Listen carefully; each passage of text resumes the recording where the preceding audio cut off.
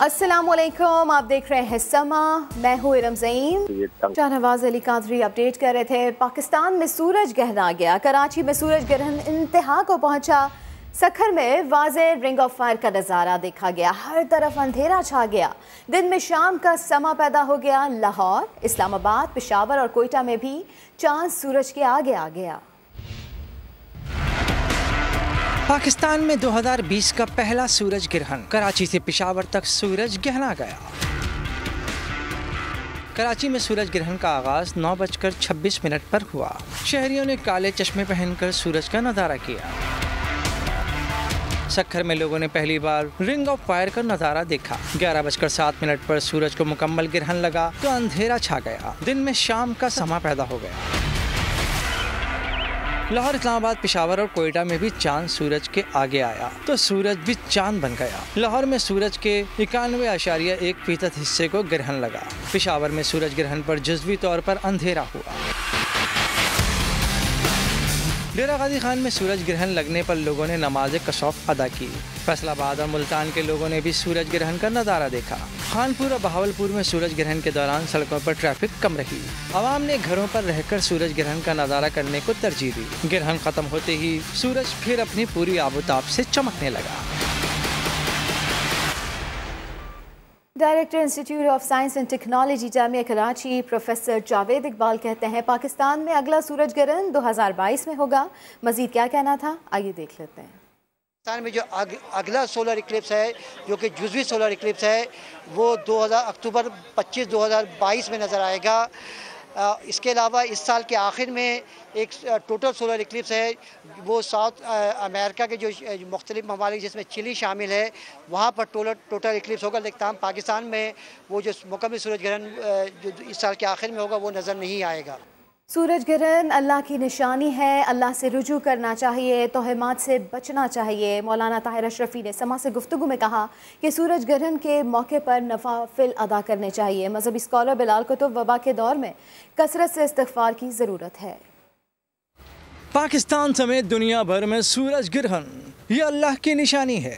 समा से गुफ्तगू में मौलाना ताहिर अशरफी ने सूरज ग्रहण से मुताल्लिक तोहमात मुस्तरद कर दिए। कोई कुव्वत दुनिया की किसी को नुकसान नहीं दे सकती, ना फायदा दे सकती है। नुकसान और फायदा देने वाला अल्लाह है। तो जब ये सारा इख्तियार अल्लाह के पास है तो ऐसी सूरत में हमें बजाय तवाहुमात में जाने के अपने अल्लाह की तरफ रुजू करना चाहिए। प्रोग्राम कुतुब ऑनलाइन के मेज़बान बिलाल कुतुब ने इस मौके पर लोगों से दर्दमंदाना अपील की। बड़ी आजिज़ी के साथ तमाम उम्मत को ये पैगाम दूंगा, खुसूसी तौर पे पाकिस्तान के लोगों को, कि जिस अजाब में से हम गुजर रहे हैं, इस बीमारी की सूरत के अंदर ये अल्लाह की निशानियों को देख के अपनी आंखों में आंसू लाएं, अपने माथे को जमीन पे टेकें, अपनी नाक को मिट्टी के साथ रगड़ें और अल्लाह से रो रो के दुआएं करें। बिलाल कुतुब ने कहा कि ये वक्त है लोगों के पलटने का, अल्लाह से रुजू करने का। लाहौर में सूरज ग्रहण के मौके पर सुन्नत नबवी सल्लल्लाहु अलैहि वसल्लम की पैरवी करते हुए नमाज कसौफ अदा की गई। मुख्तलिफ मकामात पर खुसूसी नमाज की अदायगी के बाद कोरोना वबा से निजात और मुल्की सलामती और इस्तेहकाम की दुआएं की गई। दानियाल सत्तारिसी पर रिपोर्ट करेंगे। सूरज ग्रहण के मौके पर लाहौर में कई मकामात पर नमाज कसूफ का एहतमाम किया गया। सबसे बड़ा इज्तिमा जमात इस्लामी के मरकज मंसूरा में हुआ। शुरका ने कोरोना वायरस जैसी आफात से बचाव और मुल्क की खुशहाली के लिए दुआएं की। इस तरह के मरहलों में इस्लाम का तरीक़ा यही है कि लोग अल्लाह की तरफ मुतवज्जे हो जाते हैं और मस्जिद में आकर नमाज अदा करते हैं। पंजाब यूनिवर्सिटी में भी नमाज कसूफ अदा की गई। शुरका ने अल्लाह के हुजूर सजदा रेज होकर अपनी गलतियों और कोताहियों पर इस्तग़फ़ार किया। कैमरामैन जिशान यूसुफ के साथ दानियाल सत्तार, समा, लाहौर। माहिर इल्म नजूम कनान चौधरी ने पेशगोई की है कि पानी से मुतालिक तब्दीलियाँ रोनुमा हो सकती हैं, बारिशें और सैलाब आ सकते हैं। सदके के हवाले से मैं बताता चलूँ तो जो सूरज का एक का अदद बनता है और येलो कलर है, इसका 1 किलो चने की दाल या 1 किलो मूंग की दाल जो येलो कलर की होती है, ये सदके में दी जा सकती है। तो बाकी इसके अलावा ये है कि नमाज कसूफ खसूफ है या फिर तौबा इस्तग़फ़ार या विर्द वज़ाइफ जो इस्लामी तालीमात के मुताबिक हैं वो करने से भी हम इसके नेगेटिव असरात से जो है वो बच सकते हैं। आने वाले टाइम पीरियड में जो मौसमी तब्दीलियां हैं वो नजर आ रही हैं इसकी कैलकुलेशन के मुताबिक, यानी जो अब से ऑनवर्ड टाइम पीरियड आएगा इसमें बारिशों का सिलसिला जो है वो नजर आ रहा है, पानी से रिलेटेड जो है तब्दीलियां होंगी। आगे बढ़ते हुए आपको बताएं कि बिलावल भुट्टो का सिंध के आवाम को सेहत की बेहतरीन सहूलियात फराहमी का दावा। डॉक्टर शहबाज गिल ने हकीकत से पर्दा उठा दिया। वज़ीर आज़म के मुआविन खुसूसी ने डिस्ट्रिक्ट अस्पताल जैकबाबाद की वीडियो बनाकर हालत ज़ार वाज़ेह कर दी। कहा पीपल्स पार्टी की कारकर्दगी सिर्फ बयानात तक महदूद है। इस्लामाबाद से अब्बास शबीर की रिपोर्ट देखेंगे। Peoples Party chairman Bilawal Bhutto Zardari ने गुज़िश्ता रोज अपनी प्रेस कॉन्फ्रेंस के दौरान कहा सिंध में सेहत की बेहतरीन सहूलियात फराहम की जा रही हैं। जाले कायद की बात पे कितनी सच्चाई है? वजीर आजम के मुआविन खुसूसी बराए सियासी अमूर डॉक्टर शहबाज गिल खोज लगाने सिंध पहुँच गए। डिस्ट्रिक्ट हेडक्वार्टर हॉस्पिटल जैकबाबाद की खस्ता हाली दिखाई भी और बताई भी।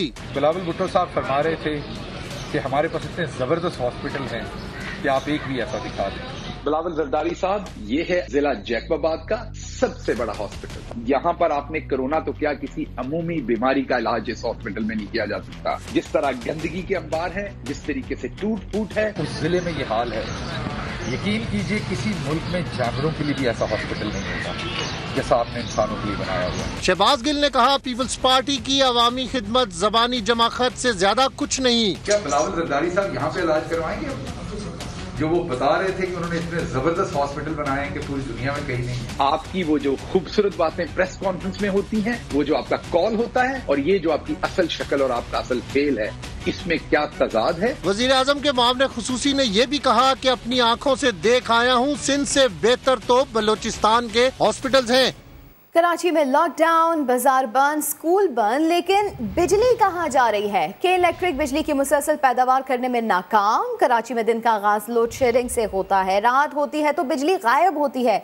गार्डन हो या नॉर्थ कराची, लियाकत आबाद हो या फिर फेडरल बी एरिया, मलीर हो या नाजमाबाद, कई कई घंटे बिजली गायब होना मामूल बन गया है। शदीद गर्मी में आइसोलेशन में बैठे कोरोना मरीज भी तंग आ चुके हैं। सितम ये कि आवाम हेल्पलाइन पर फ़ोन करते हैं तो के इलेक्ट्रिक वाले कोई भी मुनासिब जवाब देने से कासिर रहते हैं। तफसीलात जानेंगे इस रिपोर्ट में। कराची वाले रात भर करवटें बदलते हैं तो दिन में हाथों से पंखा जलते हैं। ये सिर्फ और सिर्फ के इलेक्ट्रिक की हट धर्मी का नतीजा है। के इलेक्ट्रिक के पास हर रोज बिजली ना होने का नया बहाना होता है। कभी फर्नेस ऑयल की कमी तो कभी कहते हैं पावर स्टेशन में तकनीकी खराबी है। शहर के लोड शेडिंग फ्री एरियाज में 3 से 5 घंटे लोड शेडिंग हो रही है, जबकि बिजली चोरी वाले इलाकों में 9 से 12 घंटे लोड शेडिंग की जा रही है।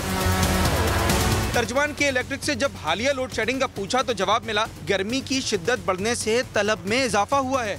बिजली की ये तलब अगले 3 माह तक बरकरार रहने की तवक्को है। फर्नेस ऑयल में कमी के बायस मुश्किलात का सामना करना पड़ रहा है। कराची में अचानक गैर एलानिया लोड शेडिंग कैसे बढ़ गई, इसकी वजूहात क्या है? बात कर लेते हैं समा के नुमाइंदे अशरफ खान से। अशरफ खान, क्या वजह सामने आई है, क्यों इतनी लोड शेडिंग की जा रही है? जी, अगर देखा जाए तो परसों रात से ये सिलसिला शुरू हुआ है, क्योंकि के इलेक्ट्रिक का बिन कासिम 1 का जो प्लांट है उसमें तकनीकी खराबी आई थी, जिसके बाद से शहर के मुख्तलिफ इलाकों में लोड शेडिंग का सिलसिला शुरू हुआ था। और जो ये लोड शेडिंग का सिलसिला है तो एक एलानिया लोड शेडिंग होती है, जो जहाँ बिजली चोरी होती है वहाँ 7 घंटे तक हो रही थी, तो वहाँ बढ़ा के 10 घंटे तक हो गई है। और जो मुस्तस्ना इलाके हैं 40 से 45% जो शहर का, वहाँ 3 से 5 घंटे की तकनीकी खराबी पे लोड शेडिंग हो रही है, 1-1 घंटे की, 2-2 घंटे की। तो आवाम की जाने से मुसलसल शिकायतें आ रही थी। मुख्तलिफ इलाकों का जायजा भी लिया और के इलेक्ट्रिक तर्जुमान का ये कहना है, जो उनसे अपडेट लिए, कि अब अगर हम देखें तो मुख्तलिफ इलाके में बिजली तो बहाल हो गई है, जिसमें लेकिन इसके साथ ये बताया है कि जैसे कि अब रिपोर्ट भी आपने देखी कि यहाँ पे जो फर्नेस ऑयल की सप्लाई मांग रहे हैं, वो साथ में दरामदी LNG की सप्लाई भी हुकूमत से मांग रहे हैं कि वो इजाफी सप्लाई करें, ताकि जो तलब और रसद का जो फर्क है उसको पूरा किया जा सके। क्योंकि गर्मी के बाइस और लॉकडाउन में नरमी के बाइस जो इंडस्ट्री एरिया खुले हैं उसकी वजह से बिजली की डिमांड बढ़ गई है। डिमांड बढ़ने की वजह से और गर्मी भी है, तो उसकी वजह से कुछ मुश्किलात हो रही है। इसकी वजह से उन्होंने इजाफी जो है गैस भी मांगी है और साथ में फर्नेस ऑयल भी मांगा है। ठीक है, अशरफ खान इस हवाले से हमें अपडेट कर रहे थे, इस पर रिएक्शन भी ले लेते हैं। पीटीआई रहनुमा आलमगीर साहब ने हमें ज्वाइन किया है। सर, कराची में गैर एलानिया लोड शेडिंग की जा रही है, गर्मी भी काफ़ी है, कोरोना के काफ़ी मरीज़ हैं जो कि इस वक्त आइसोलेशन में हैं, वो सब शदीद अजियत का शिकार हैं, और जब के इलेक्ट्रिक के हेल्पलाइन फ़ोन किया जाता है तो वो लोग भी आवाम को मुतमईन करने से कासिर दिखाई दे रहे हैं। देखिए, 2 से 3 बातें हैं बड़ी अहम। एक तो ये कि डिमांड एक तरफ आप खुद देख रहे हैं कि 7 बजे के बाद सारी आमदोरफ्त जिंदगी की बंद हो जाती कोरोना के बाइस, ये जो स्मार्ट लॉकडाउन है इसके बाइस, तो डिमांड कैसे बढ़ रही है, नंबर 1। नंबर 2 ये कि इन्होंने अभी तक अपनी कैपेसिटी क्यों नहीं बिल्ड की। इतने साल से ये प्राइवेटाइज किए गई और इनके हवाले किया गया, लेकिन कैपेसिटी आज भी वही की वही है। ये रिन्यूएबल एनर्जी की तरफ क्यों नहीं जाते ये लोग। और सबसे अहम चीज ये कि जो के इलेक्ट्रिक सबसे ज्यादा जुल्म करता कि एक कलेक्टिव पनिशमेंट देता। अगर एक जगह कहीं चोरी है तो बजाय उस एक जगह की लोड शेडिंग करे, वो पूरे एरिया, पूरे फीडर पे जो है लोड शेडिंग नाफिज कर देते हैं, और वो लोग भी मुतासिर होते जो 100% बिल देते। और इस पर पिछले कई सालों से हम आवाज उठा रहे हैं, लेकिन कोई इस पर उनकी तरफ से कोई आगे काम नहीं किया जाता इसको काउंटर करने के लिए। तो ये सारे बड़े अहम बातें हैं कि इन्होंने आज तक अपनी कैपेसिटी पे काम नहीं किया, और बस वो एक बिजनेस के तर्ज पे चला रहे हैं, एक कमर्शियली सिर्फ पैसे बनाने का एक जरिया बनाया हुआ है। अपनी प्रोडक्ट को और अपनी कारकर्दगी को बेहतर नहीं किया जा रहा। कारकर्दगी को बेहतर नहीं किया जा रहा। एमक्यूएम रहनुमा ख्वाजा इज़हारुल हसन ने भी हमें ज्वाइन किया है। सर, बहुत शुक्रिया सबा को वक्त देने का। आपसे ये जानना चाहेंगे, गैर एलानिया लोड शेडिंग जारी है कराची में, लॉकडाउन भी है, बाजार भी बंद है, स्कूल भी बंद है, और शाम के बाद अगर हम देखें तो मार्केट्स और सारी चीज़ें बंद हो जाती हैं, ऑफिसेज भी बंद हो जाते हैं। आप नहीं समझते कि इस हवाले से अब ये लोड शेडिंग जो की जा रही है इसका कोई मुनासिब जवाब भी नहीं दिया जा रहा कि इलेक्ट्रिक को कोई बैकअप प्लान रखना चाहिए जब इस तरह की शॉर्टेज हो इलेक्ट्रिसिटी की? बहुत बहुत शुक्रिया आपका। सबसे पहले तो मैं शुक्रगुजार हूँ, इंतहाई अहम मौजूद आपने आपके चैनल में आप टीम ने उठाया है, और ये मौजूद इस लिहाज से भी अहम है कि अब जो सूरत हाल कोरोना की है मुल्क में दरपेश, उसमें हम सब लोगों को घरों में रहने की तलकीन कर रहे हैं। और आपकी बात दुरुस्त है, शाम के बाद बहुत सारा मेजर लोड जो है इसमें बिजली का कंजम्पशन होना है, वो तो हो ही नहीं रहा। मैं खुद आइसोलेशन में मौजूद हूँ, और यकीन कीजिए कई बार लाइट जा चुकी है, और जब शिद्दत है कि फिर घर में रहना, छोटे छोटे घरों में रहना मुहाल हो जाता है। तो ये इलेक्ट्रिक जो कर रही है हमारे साथ, ये तो इंतहाई जुल्म है। और आपने जो जुल्म के खिलाफ आवाज उठाई, ये तकरीबन आवाज तो कराची के हर शहरी की आवाज है, जहाँ जहाँ तक इलेक्ट्रिक पे डायरेक्ट आता है। लेकिन ये भी मैं कहना चाहता हूँ कि आखिरकार इस मामले को कितनी बार चैनल्स ने, मीडिया ने उठाया है, लेकिन आखिरकार हुकूमत खामोश क्यों है? ये सिर्फ हुकूमत खामोश क्यों है? ये वफाकी हुकूमत खामोश क्यों है? हम तो हमेशा आके मौके देते हैं इस पर, लेकिन बाकी क्यों इसमें इतनी खामोशी रखती है, क्या वजह है? ये बहुत सोचने की बात है। और जहाँ तक बिलिंग की बात है, फीडर्स की बात है जो भी कही, ये बिल्कुल दुरुस्त है कि मैं अपना बिल पे कर रहा हूँ, लेकिन अगर मेरे एरिया में जो है ना वो चोरी है तो वो पूरा फीडर ट्रिप हो जाता है। जब पूरे फीडर के ऊपर लोड शेडिंग होती है और मैं 100% बिल देने के बावजूद भी मैं जो है ना ताहाल तो खतरा होता हूँ किया जरा। और इसमें अदालत भी खामोश है, जुडिशरी भी खामोश है, अदालतों ने भी कोई फैसले नहीं किए। लोग गए हैं कोर्ट में, बहुत से लोग कोर्ट में गए, लेकिन मेरी समझ में नहीं आता कि यहाँ अदालत से भी हमें इंसाफ नहीं मिल रहा है। और ये बड़ी अफसोसनाक पहलू है कराची की शहरियों के लिए, जहाँ कराची की शहरियों के साथ मुतवातिर जुल्म रवा रखा हुआ है, जो कराची के साथ सलूक हो रहा है, चाहे वो विफाकी हुकूमत करे या सूबाई करे। बजटों में भी आपने देख लिया कि कराची को कुछ नहीं मिला सिवाय तसल्लियों के। वहां पर कराची के शहरी जो सबसे ज्यादा 84% हम के इलेक्ट्रिक के बिल पे करते हैं पूरे पाकिस्तान के अंदर। और सर शिकायत कुछ इस तरह की भी आई हैं और आती रहती हैं कि ओवर बिलिंग भी की जाती है। अलबत्ता बिल पूरे जो है वो पे किए जाते हैं लेकिन लाइट ही नहीं होती, लेकिन बिल पूरे आते हैं। बिल्कुल दुरुस्त है, बिल पूरे आते हैं। और फिर 84% में आपसे कह रहा हूँ कि हम बिलिंग करते हैं। पूरे पाकिस्तान के अंदर जो लॉसेस हैं, जो चोरी है, वो 35% है। कराची में सिर्फ और सिर्फ 16%, 18% है। और उसके बावजूद भी आप देखें कि लोग यहाँ पर जो है ना ये सबसे ज्यादा अजाब का शिकार हैं। तो मैं समझता हूँ, मैं आपका बहुत शुक्रगुजार हूँ कि हमेशा आपने ये बात उठाया और हमेशा कराची के लोगों की आवाज़, खासतौर पर जो लोड शेडिंग है, ओवर बिलिंग है, इसके ऊपर आपने आवाज़ उठाई। और खुदारा किसी तरह कोई ये आपकी आवाज़ को सुने, चाहे हुकूमतें सुने या अदालतें सुने। ठीक है, बहुत शुक्रिया ख्वाजा इजहारुल हसन साहब, आपका मौक़िफ़ हम तक आ गया। आलमगीर साहब, एक बार फिर से मैं आपकी जानिब आऊँगी।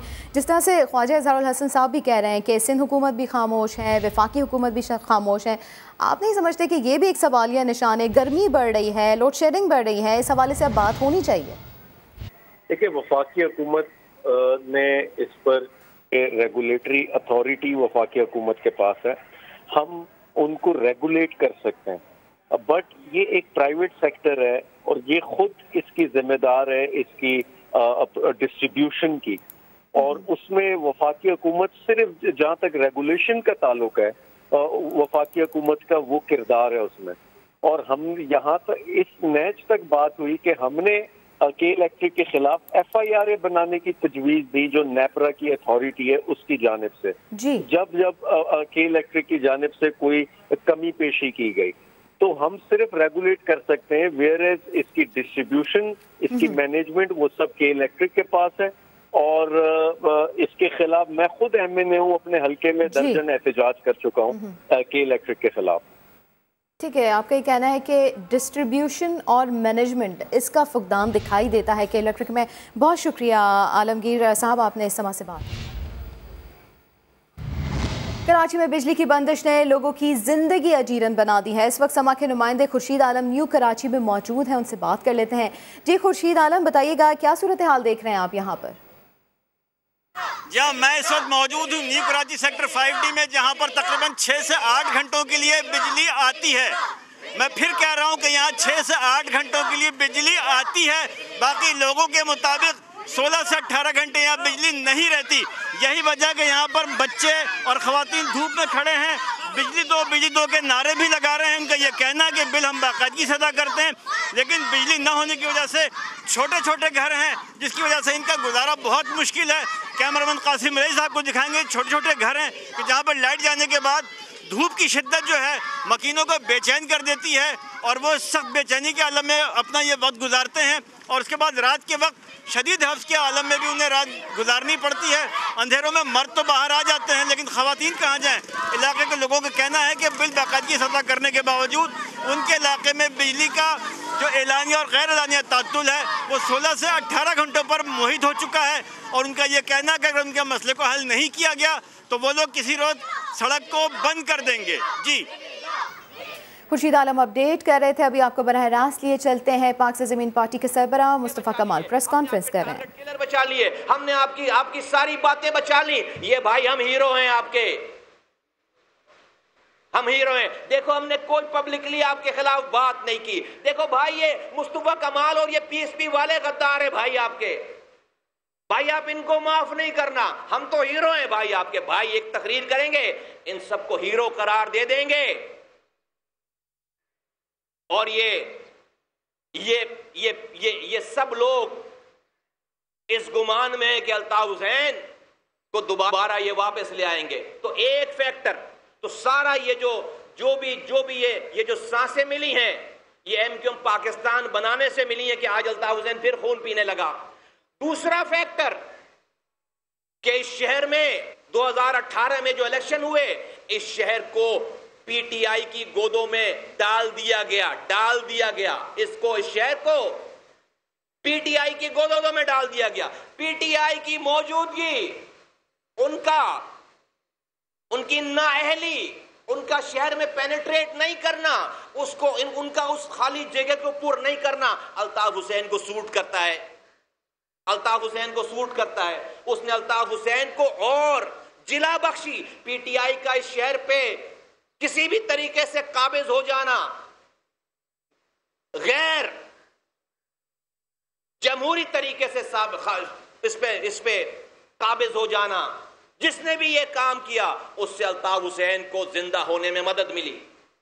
उससे अल्ताफ हुसैन, जब इस शहर के लोगों ने देखा कि एक जाली तरीके से जिन लोगों के नाम उनके हल्के वाले नहीं जानते, उनके एमएनए एमपीएस के नाम, उनके पास 14 सीटें हैं एमएनए की, 25 सीटें एमपीएस की, उनके इलाके के लोग उनके नाम नहीं जानते, जो सो गए थे इलेक्शन वाले दिन जाके, और सारा इलेक्शन रोककर ये सुबह रिजल्ट आया 3 दिनों के बाद। हमारे 3 रिजल्ट चले हैं। 9:16 25 जुलाई 2018, 9:16, तीनों हलकों में हम लीड ले रहे थे, फिर रिजल्ट गायब हो गया। ये अरशद वोरा मेरे साथ यहां बैठे हुए, इनकी सीट पर 8,222 वोट मिले सिर्फ 21 पोलिंग स्टेशनों पे, जब तक रिजल्ट आ रहा था। 8,222 वोट, दूसरे कैंडिडेट से 2,500 वोट से जीत रहे थे। फिर 321 पोलिंग स्टेशनों का रिजल्ट आया। उस 321 पोलिंग स्टेशनों में इनके 3 दिन के बाद 700 वोट निकले। 21 पोलिंग स्टेशनों पे 8,222 वोट और 321 पोलिंग स्टेशनों पे 700 vote. How could that be possible? ये किया गया, जिसने भी किया, जैसे भी किया, मैं उसकी डिटेल में नहीं जानता, लेकिन आज इस किए जाने, पीटीआई को यह शहर देने की वजह से अल्ताफ हुसैन दोबारा जिंदा हो गया। मिलिटेंटली अल्ताफ हुसैन दोबारा जिंदा हो गया। और तीसरा फैक्टर कि इस सूबे में कराची से तासुब और शहरी इलाकों से तासुब रखने वाली पीपल्स पार्टी की गवर्नमेंट है। इस पीपल्स पार्टी की तासुब ज़दा गवर्नमेंट ने, जिसने इस कराची, हैदराबाद और अर्बन सेंटर को लूट लिया है, कोई पुरसाने हाल नहीं, कचरा नहीं उठ रहा, पानी नहीं मिल रहा, नौकरियां नहीं दे रहे, जो कोटा था उस कोटे पे भी नौकरी नहीं दे रहे, उस कोटे पे भी बाहर के लोगों को लाकर यहां का डोमिसाइल बनाकर उनको नौकरियां दे रहे, पोस्टिंगें करवा रहे बाहर के लोगों को लाकर। इस चीज ने अल्ताफ हुसैन को जिंदा करने में मदद दी है।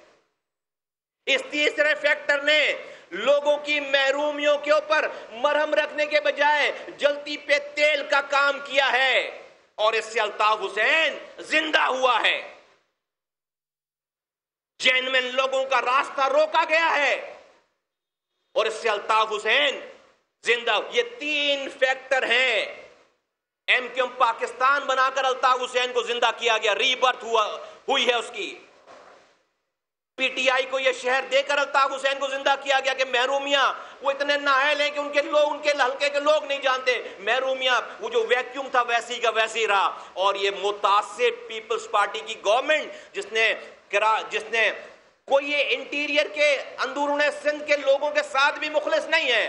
बच्चे वहां भी मर रहे हैं, कुत्ते के काटने से बच्चे लाड़काना में भी मर रहे हैं, थर में भी बच्चे मर रहे हैं, हेपेटाइटिस भी वहां भी है। लेकिन यहां तो इन्होंने जुल्म की इंतहा कर दी है। यहां पे ऐसे बुरे हालात नहीं थे, इन्होंने कराची को भी लाड़काना बना दिया है, इन्होंने कराची को भी घर बना दिया है। यहां लोग आ जाते थे तो इलाज हो जाता था, इन्होंने उजाड़ दिया इलाज। यहां लोग आ जाते थे तो तालीम मिल जाती थी, इन्होंने उजाड़ दी उस तालीम को। यहां आ जाते थे लोग तो उनको जो रोजगार मिल जाता था, इन्होंने उजाड़ दिया सब कुछ। तो इन्होंने कराची को भी लाड़काना बना दिया। ये 3 फैक्टर ने मिलकर अल्ताफ हुसैन को की रीबर्थ दे दी है उसको।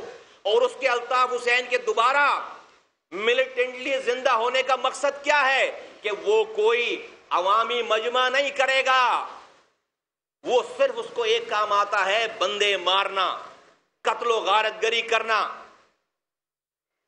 कत्लो गारतगरी करना।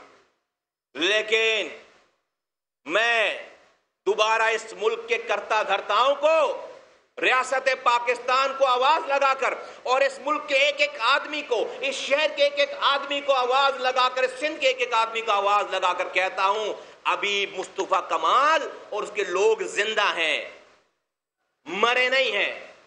और अब ये 3 मार्च 2016 भी नहीं है कि जब मुस्तफा कमाल और अनीस कायम खानी अकेले थे। आज हमारे पास लाखों करोड़ों लोग हैं, हजारों कारकुनान हैं, कराची से कश्मीर तक, कश्मीर से कश्मीर तक, बलूचिस्तान तक, खैबर पख्तूनख्वा तक और पंजाब तक। आज हमारे पास हजारों कारकुनान हैं।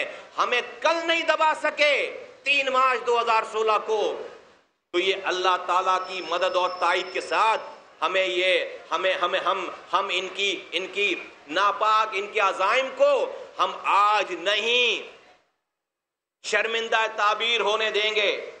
मैं शहीद होने वाले रेंजर्स के एहलकारों को खराज तहसीन पेश करता हूं, उनके दर्जात की बुलंदी के लिए दुआ करता हूं, उनके लवाकिन के सब्र जमील के लिए दुआ करता हूं। मैं जो राहगीर मारे गए हैं, आम शहरी मारे गए, शहीद हुए, उनके लिए मैं उनके दर्जात की बुलंदी के लिए दुआ करता हूं। और मैं ये दुआ करता हूं कि पाकिस्तान चलाने वालों को अल्लाह ताला अक्ल सलीम दे, अक्ल सलीम दे, वो सही वक्त पर सही फैसले करें। मैं ये दुआ करता हूं। अगली बात ये जो सिंधु देश बनाने चले हैं शफी बरफत और अल्ताफ हुसैन मिलकर। पीएसपी सरबराह मुस्तफा कमाल प्रेस कॉन्फ्रेंस कर रहे हैं। ब्रेक के बाद हाजिर होंगे हेडलाइंस के साथ, देखते रहिए समा।